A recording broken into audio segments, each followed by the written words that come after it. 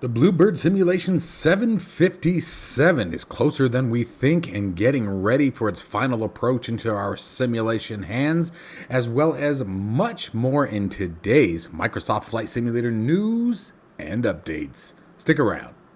One app designed to do it all. Hangar Control brings everything together: control bindings, hardware configuration, mod and profile management, application launching, add-ons, config files, and more, all managed from a single application.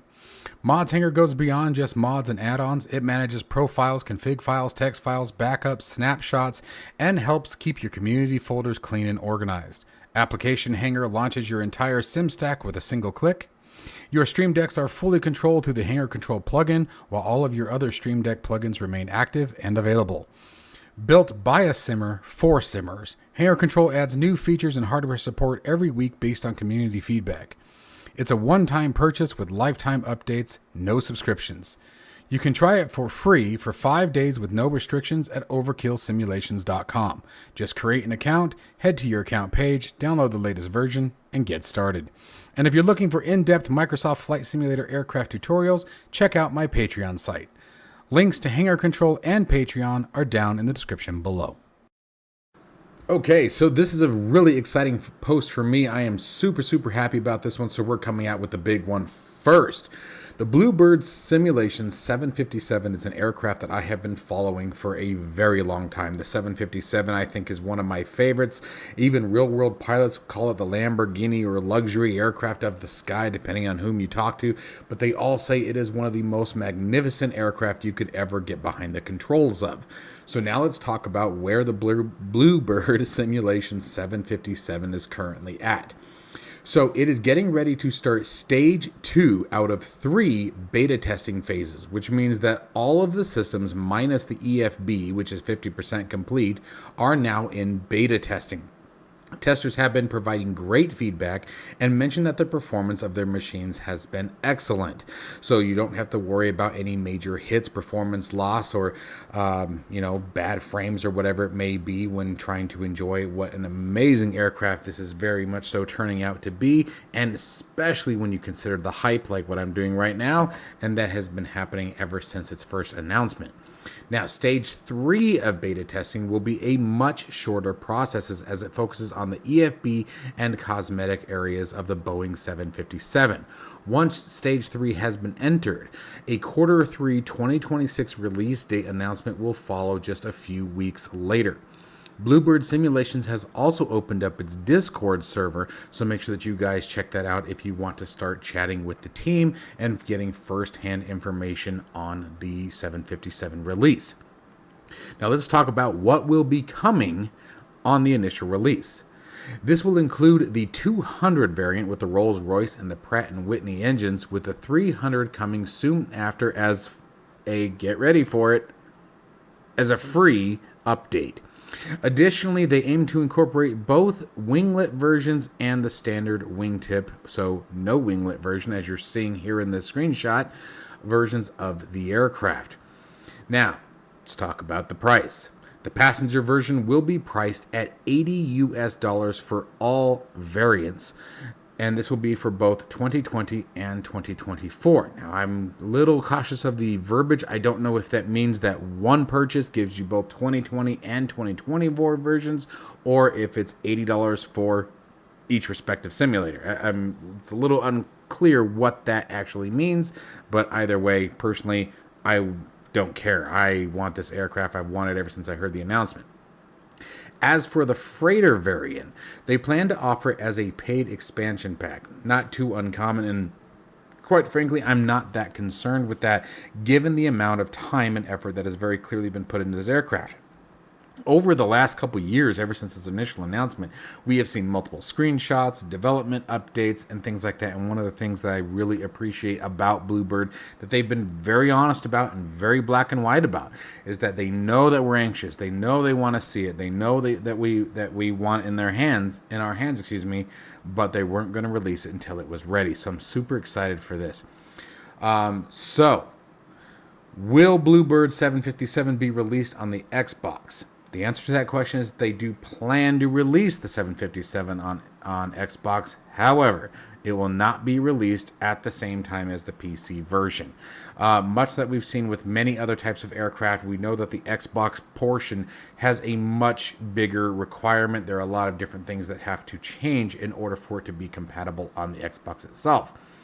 So they also have plans to create or recreate the flat panel displays FPDS on the 757, but they currently have no plans to develop the large display system for the 757. I am totally okay with that too.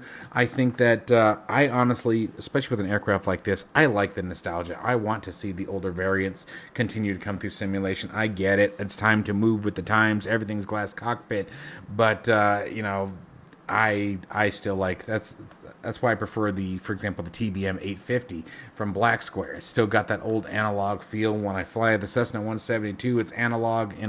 I like it personally. But keep in mind that that neither of those systems will be available at the release, and they will be added in future updates or expansions. Now, as far as failures, the initial release will have some failures. However, a more comprehensive failure system will come after the release. One of the reasons that they modeled so many circuit breakers, over 200, was specifically for the sake of failure systems. Now let's talk finally about features. What features can we expect from the 757? They'll publish a full release feature list of the aircraft sometime in June. But keep in mind that they plan on adding many more features after the release. The features after release will be mainly related to failures and some eye candy updates. The current feature list is very comprehensive and will be published when we see that in June. But this includes and not limited to a full functional FMS, custom coded from the ground up with full LNAV and VNAV capability. And finally, what version of MSFS will the 757 be compatible with? Well, we just talked about that up when we were talking about the pricing. But the initial release of the 757 will be for FS 2020 and will be compatible with FS 2024. The Flight Simulator 2024 compatible version will be fully functional from a system standpoint, but will be missing some of the native 2024 features. I imagine things like the walk around and things like that. Yep, here we go. Such as the interactive exterior panels and walk around mode. A fully native 2024 version will come at some point after release, again as a free update. So that, based on that verbiage, let's go back to the pricing. That's going to tell me that it's $80 and you get both variants, because they're launching with 2020 built version that will work in 2024 and be supported, minus the 2024 specific features. But then later on, you're going to have a 2024 update of the aircraft that is free. So that answered that question right there. I am super excited for this aircraft personally. Bluebird Simulations, I think, is doing a fantastic job. Been a lot of delays. They've gone through a lot of heartache for this aircraft. I think they've done their digital bleeding and crying for this thing. So, it's nice to hear them being able to start talking about things like pricing, feature list release, and a release date. Now, when everyone's worried about Q3 of 2026, keep in mind that's just a few months away. I mean, guys, we are already in May, so the year is burning away faster than we think. And before we know it, it'll be landing on our runways. So, super excited for this. Let me know what you guys think. Are you guys excited and just as excited as I am for the 757 to reach the simulator? Next up, coming on the 5th of May, Microsoft Flight Simulator World Update 2021. Ha! See what happens when we start talking about these damn sims? World Update 21 heads back down under to Australia. So let's talk about what we can expect.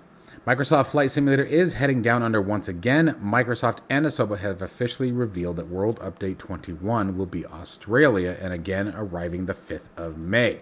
The new update will bring a major refresh of the region with new handcrafted airports, upgraded terrain data, and dozens of fresh landmarks to explore. Australia previously received attention in World Update 7 back in 2022, but this new release appears to be a much larger overhaul, and according to the announcement during the live dev Q&A, World Update 21 adds 30 new areas of interest, plus improvements around 10 locations from the earlier update. So not only are they adding new things, but they've also gone back and repolished what was there before.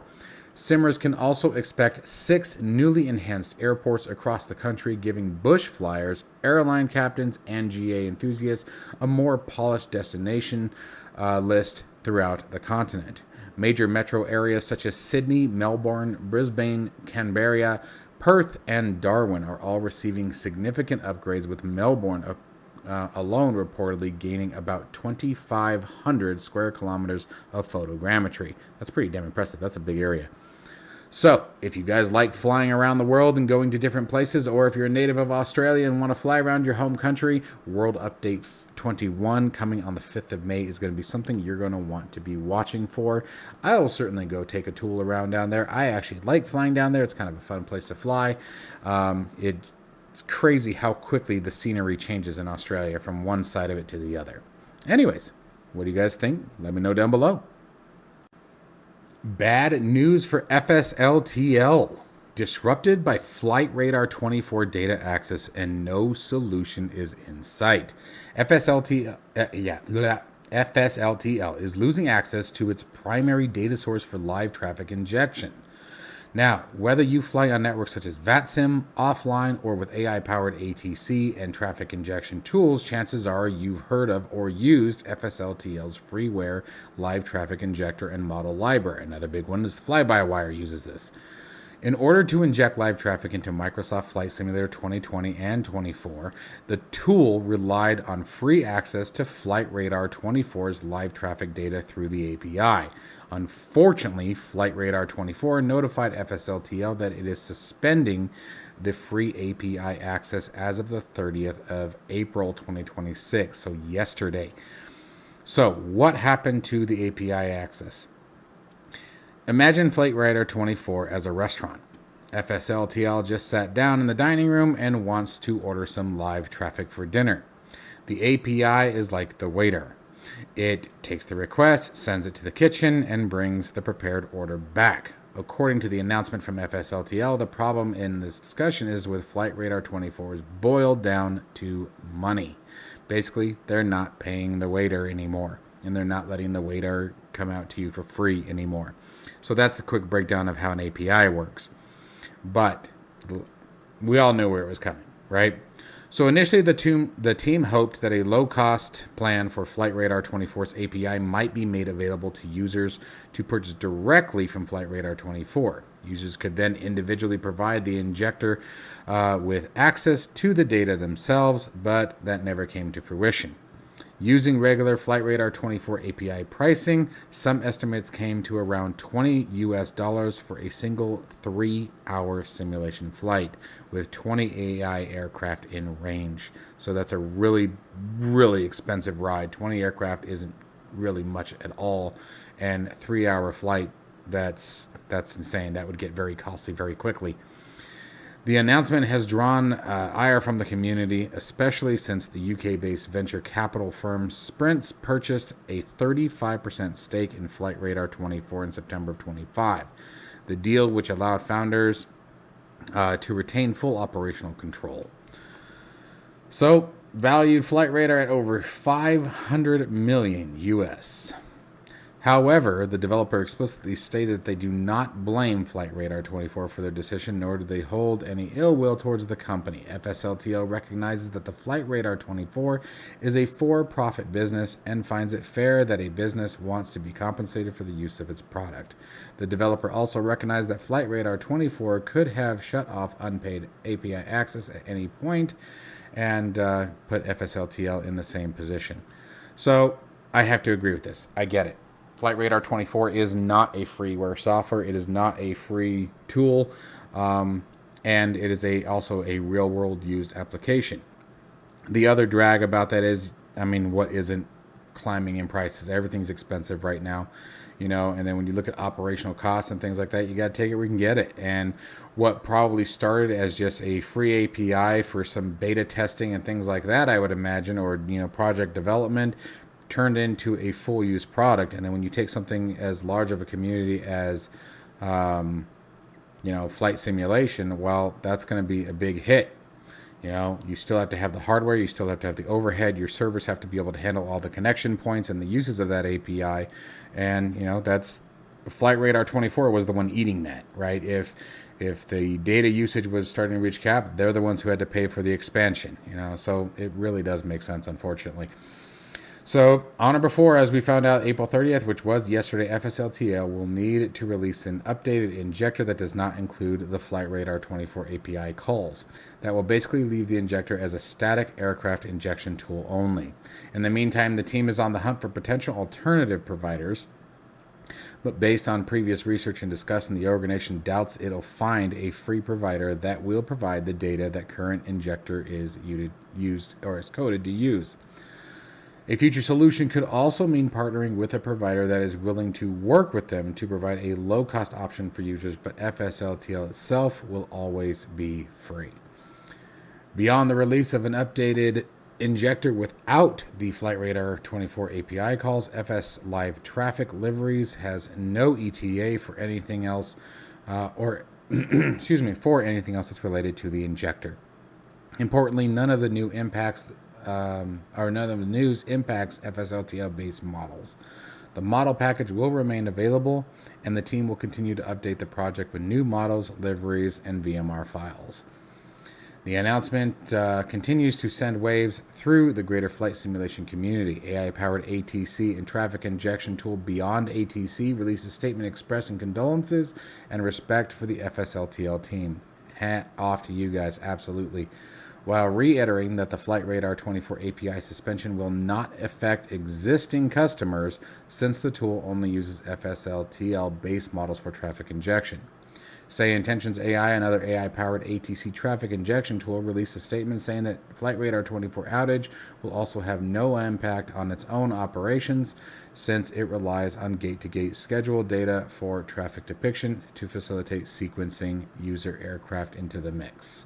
So your AI-powered ATC should work pretty well and not having any issues. For those who were just using the FSLTL by itself, well, we've probably already seen the impact. So that's a real drag. It's been around for a very long time, very powerful tool. We've done a lot of coverage on it. It really is a shame to see, but unfortunately, it really does make sense when you look at the overhead. And as someone who works with a lot of servers, datas, software development, and IT, I can absolutely see where the impact was probably having negative impact on Flightradar24 system. So it's a drag, but what can we do? Next up, Azure Poly announces their next airplane, the aerial firefighting turboprop, the Tracker 2 or S2FT. Azure Poly announced on their official website that their next project is the Tracker S2FT. According to the post, the project has been under development by a new team for the past several months. This team is dedicated to the Tracker, which means that the ongoing project timelines won't be affected. While Azure Poly only revealed a couple of renders, they also mentioned that they are working with the SOS Tracker 07 group, who are a team of firefighters working on saving the aircraft from being scrapped. Their role is to provide Azure Poly with access to the real airplane in order to achieve a high degree of quality. This is very limited information, very, very early access, so stay tuned to the channel as I will definitely keep you guys up to date on any new information that comes down the line. For those of you who use third-party hardware with Microsoft Flight Simulator 2024, 2020, X-Plane 11 or 12, and even DCS World, Hangar Control has been an absolute tear lately, and I want to catch you up on what's new because there's a lot of game changers that have been put into the software. First up, profile inheritance. If you fly multiple aircraft and you're tired of duplicating the same yoke and rudder pedal bindings across every single profile, that is now over. You can now set up a parent profile with all of your common hardware bindings, your yoke, your throttle quadrants, your rudder pedals, and then create child profiles that automatically inherit everything from the parent. You only configure what's different per aircraft. Change something on the parent, and it flows down to every child automatically. And in the device config views, inherited bindings show up with a blue border so that way a border so that you always know what came from the parent. This is a massive time saver, and if you're managing more than a couple of profiles or aircraft, it makes it even easier to duplicate and expand to the next aircraft. Next is progressive access. Hold any button and Hangar Control will smoothly ramp an access value from 0 to your configured max over time. Running at 60 Hz for buttery smooth output, when you release, you choose what happens. Does it snap back to 0? Does it stay in the position it is when you let go, or ramp smoothly back down? The killer use case here, bind both left and right brakes to a single button for progressive braking on landing and rollout. No toe brakes required. So if you don't have rudder pedals, if you don't have toe brakes, this is a really slick system for you. Works on any device that has buttons, including the Stream Deck. While we're at it, let's go ahead and now talk about the touch panel. Touch panel also got some serious love this week. There are 2 brand new interactive gauges, a fully functional GA autopilot panel with heading, nav, approach, alt modes, dual concentric encoder for altitude, and a GA transponder with full squawk code entry, VFR quickset, ident with the 18-second amber flash, and a 5-position mode knob. These write directly to the sim in real time, and panels now load instantly on all devices, including iOS.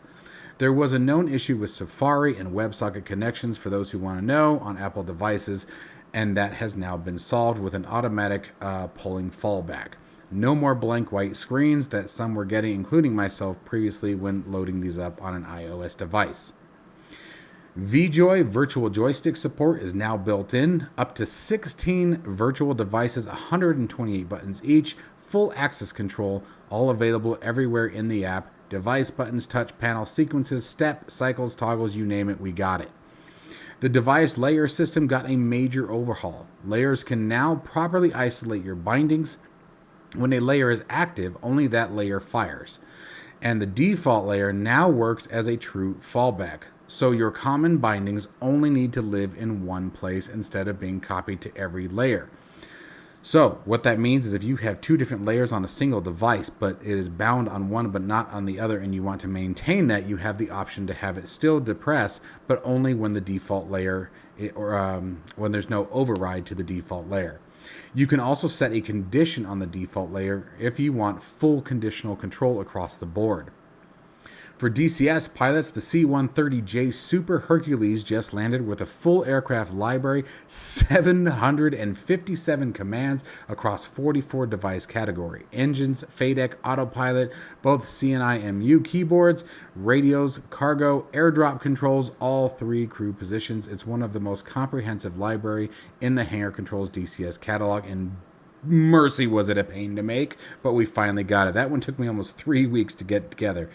And obviously there's a bunch more. Honeycomb Bravo now shows a pop-up when you turn the autopilot mode selector. That is an optional tip, but essentially when you turn it, I can actually show you guys that real quick.